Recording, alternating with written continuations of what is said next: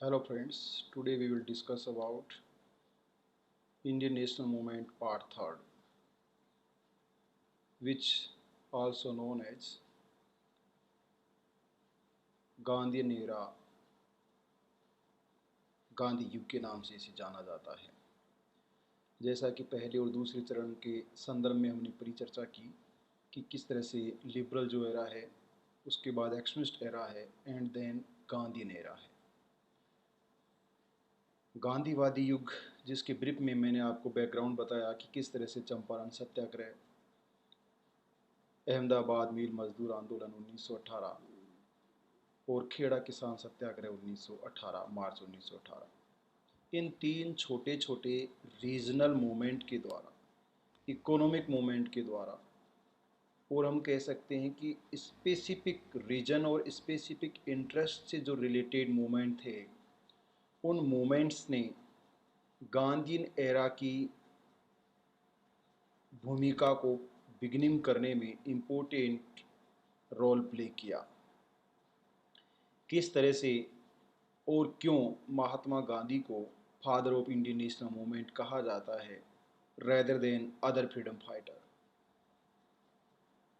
उन किसानों को, उन सत्याग्रहियों को, उन आदिवासियों को क्यों भारतीय राष्ट्रीय आंदोलन का जनक अथवा उनकी भूमिका को क्यों कम सिरे से आंका गया है, इस पर भी हम जरूर परिचर्चा करेंगे। लेकिन आखिर ऐसे क्या कारण थे कि केवल एक व्यक्ति ने इस नेशनल मूवमेंट में जो रोल उसको वाकई नहीं मिलना चाहिए था, वो रोल उसे दिया गया और उसे फादर ऑफ इंडियन नेशन के नाम से भी संबोधित किया गया। सुभाष चंद्र बोस ने ऑल इंडिया रेडियो से उन्हें राष्ट्रपिता के नाम से संबोधित किया।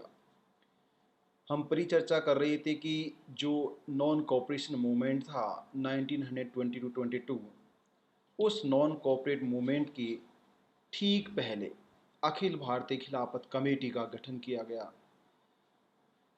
इस खिलाफत कमेटी के सेशन में महात्मा गांधी के द्वारा अध्यक्षता की गई।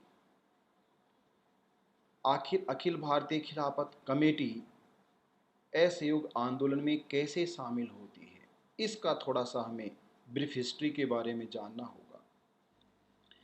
पहला विश्व युद्ध, as you know, from 1914 to 18, 1914 से 1918 के वर्ष में पहला विश्व युद्ध लड़ा गया।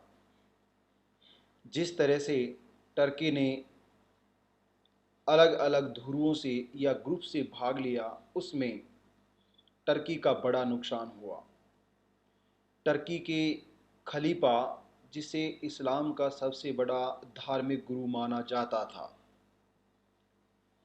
टर्किश के लोग अथवा टर्की के मुसलमान ये कदापि नहीं चाहते थे कि टर्की का विभाजन किया जाए और खलीफा के पद का अंत किया जाए।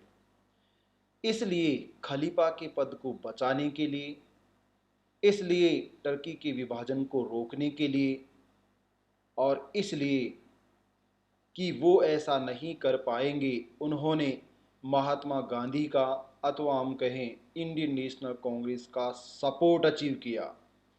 भारतीय राष्ट्रीय कांग्रेस के सहयोग के माध्यम से, महात्मा गांधी के सहयोग के माध्यम से वो ऐसा लक्ष्य प्राप्त करने की सोच रहे थे, परंतु वो सफल नहीं हुआ, ये तो वास्तविकता है।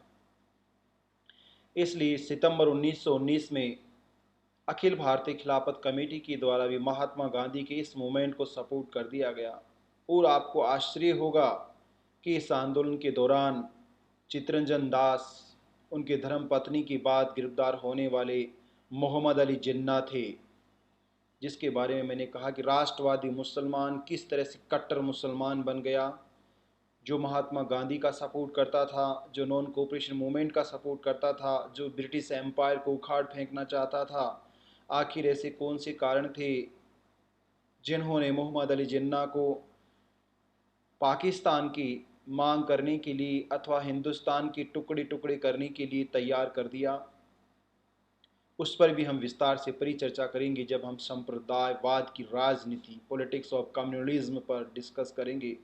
उसका भी अपना एक अलग चैप्टर होगा कि किस तरह से भारत में संप्रदाय और रिलीजन की इस नफ़रत को इस कदर फैलाया गया कि जिसको आज भी दूर करना न केवल नामुमकिन है, अपितु ये कहा जा सकता है कि वह असंभव सा है।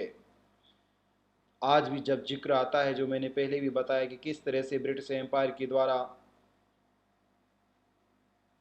1948 में वोल्फोर डिक्लेरेशन 1919 के माध्यम से इजराइल को स्थापित किया गया, जो दुनिया में जिसका नाम और निशान नहीं था, और इसी तरह से पाकिस्तान जिसका दुनिया में कहीं नाम और निशान नहीं था। ये दो देश, Palestine and Israel and India and Pakistan, British साम्राज्य के दुष्परिणाम थे, जिनके अवगुणों को, अथवा हम कह सकते हैं कि जिनके अभिव्यंजनों को अभी भी हमें वहन करना पड़ रहा है अथवा भुगतना पड़ रहा है। खिलाफत आंदोलन असहयोग आंदोलन का ही एक अभिन्न हिस्सा था, ये हमें याद रखना है। खिलाफत आंदोलन नॉन कॉपरेशन मूवमेंट में समाहित हो गया।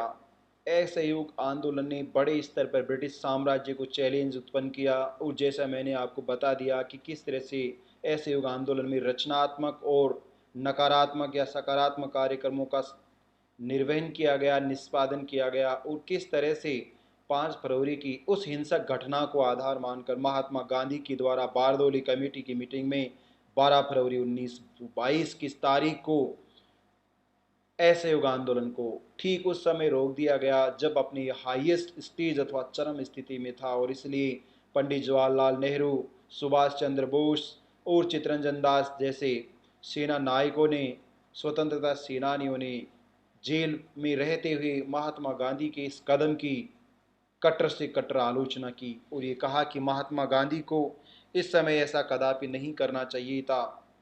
परंतु गांधी की जो रणनीति रही है, स्ट्रेटजी रही है ब्रिटिश एम्पायर को डिक्लाइन करने की, संघर्ष विराम और संघर्ष की जो नीति है, उस नीति को उन्होंने फॉलो किया। अब हम परिचर्चा करेंगे स्वराज पार्टी, जिसको सुभाष चंद्र बोस ने चक्कर लगाने वाली देशभक्ति संस्था के नाम से संबोधित किया है। आखिरकार स्वराज पार्टी की स्थापना की आवश्यकता क्यों पड़ी? कौन से वो लीडर थे जिन्होंने स्वराज पार्टी को ऑपरेट किया, और स्वराज पार्टी कब समाप्त हो गई? इस पर हम परिचर्चा करेंगे।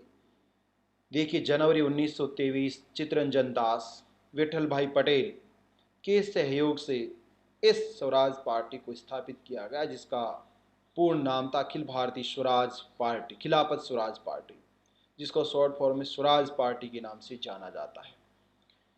2 तरह के ग्रुप कांग्रेस में बन गए इस समय, जिन्हें प्रो चेंजर्स और नो चेंजर्स के नाम से जाना गया था, परिवर्तनवादी और गैर परिवर्तनवादी। ठीक ऐसे ही एज नो इन 1907 गरम दल और नरम दल, ऐसे ही pro changer and no changers, जो परिवर्तन चाहते थे और जो परिवर्तन नहीं चाहते थे। परिवर्तन का तरीका क्या था? चित्तरंजन दास और उनके सहयोगियों का यह मानना था कि जो लेजिस्लेचर इलेक्शन हो रहे हैं, उन इलेक्शन में हमें भाग लेना चाहिए। हमें उन इलेक्शन में भाग लेकर ब्रिटिश सिस्टम का, व्यवस्था का प्रतिरोध करना चाहिए। जबकि दूसरा ग्रुप, जिसमें सरदार पटेल और उसके मोतीलाल नेहरू जैसे लोग शामिल थे, उनका ये मानना था कि हमें अड़ंगा नीति का पालन नहीं करना चाहिए, हमें असहयोग नहीं करना चाहिए, हमें ये सीखना चाहिए कि किस तरह से रूल मेकिंग का कार्य होता है, फॉर्मुलेशन का कार्य होता है, एग्जीक्यूशन का कार्य होता है, किस तरह से प्रोसीडर कंप्लीट होता है। इस बात को लेकर परिवर्तनवादी और गैर परिवर्तनवादी 2 समूह निर्मित हुए। 1926 के बाद स्वराज पार्टी अपने पतन की ओर अग्रसर हुई। चित्तरंजन दास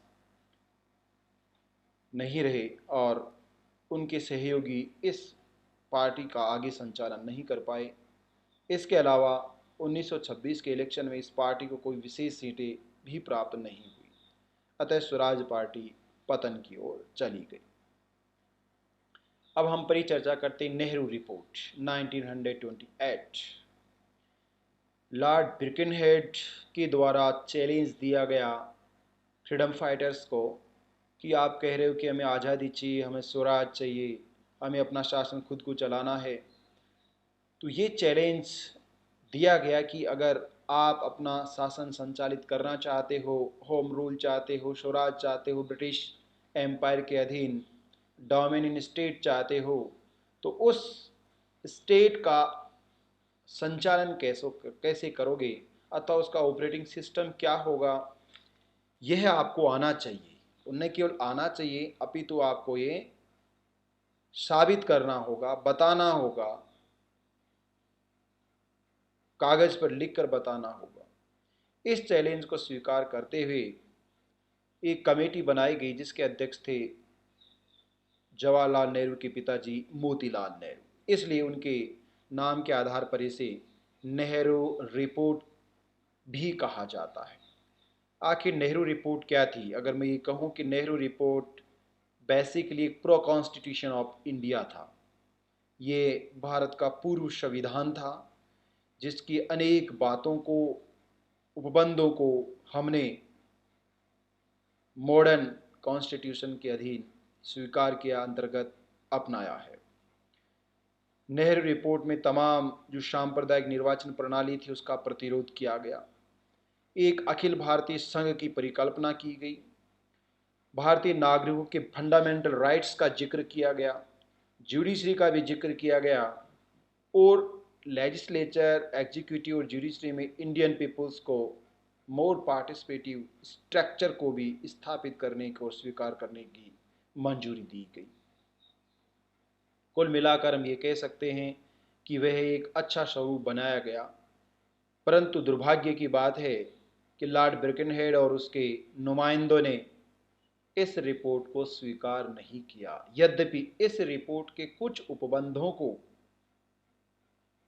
1935 के भारत परिषद अधिनियम के अंतर्गत जरूर स्वीकार किया गया। नेहरू रिपोर्ट को इग्नोर कर दिया गया और उसके पश्चात 1929 कांग्रेस का लाहौर अधिवेशन आयोजित हुआ। कांग्रेस के लाहौर अधिवेशन की अपनी एक अहम भूमिका है। इस बार लाहौर अधिवेशन की अध्यक्षता युवा नेता, युवा freedom fighter, young freedom fighter, father of modern India या architect of modern India Pandit Jawaharlal Nehru के द्वारा की गई। पंडित जवाहरलाल नेहरू ने ये घोषणा की, आज हम रावी नदी के तट पर ये उद्घोषणा करते हैं कि हमारा उद्देश्य अब केवल औपनिवेशिक स्वराज्य या डोमिनियन स्टेट प्राप्त करना नहीं है। हमारे जीवन का उद्देश्य केवल ब्रिटिश साम्राज्य के अधीन गुलामी वाला भारत स्थापित करना नहीं है, अपितु हम पूर्ण रूप से ये घोषणा कर रहे हैं तारीख 31 दिसंबर 1929 की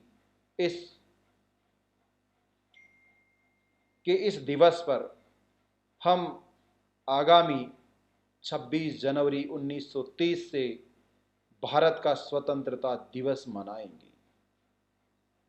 ये 26 जनवरी 1930, 26 जनवरी जो एक ऐतिहासिक दिवस, historical day in Indian freedom movement, जो आज भी हम सब भारतीयों को रिपब्लिक डे के रूप में मनाने का अवसर मिलता है। ये वही 26 जनवरी है। हमने फ्रीडम डे मनाने की बात कही, परंतु हमें फ्रीडम ब्रिटिश एम्पायर से 15 अगस्त 1947 को अचीव हुई। इस हिस्टोरिकल डे को अविस्मरणीय बनाए रखने के लिए हमारे कॉन्स्टिट्यूशन को, जो कि 26 नवंबर 1949 को बनकर तैयार हो गया था, उसे 26 जनवरी 1950 को रिपब्लिक ऑफ इंडिया के रूप में स्थापित किया गया। और इसीलिए 26 जनवरी को today's we will organise republic day of India, हम भारत के गणतंत्र दिवस का आयोजन करते हैं। आखिर 1930 की ये जो उद्घोषणा हुई है 26 जनवरी 1930 से स्वतंत्रता दिवस मनाने की, उसका इम्पोर्टेंस क्या रहा, रेलेवेंस क्या रही?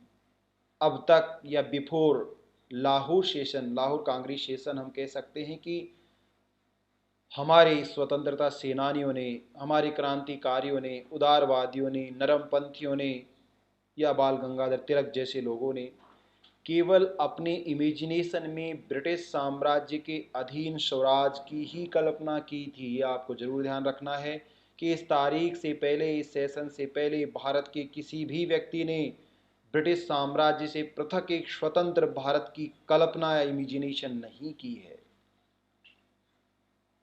महात्मा गांधी और उसके ग्रुप के खिलाफ जाकर इन्होंने पूर्ण स्वराज की बात कही है। इसीलिए आपको यदि पता हो, कराची रेजोल्यूशन 1931 मार्च 1931 के कराची अधिवेशन में मौलिक अधिकार और आर्थिक अधिकारों का एक घोषणा पत्र प्रतिपादित किया गया।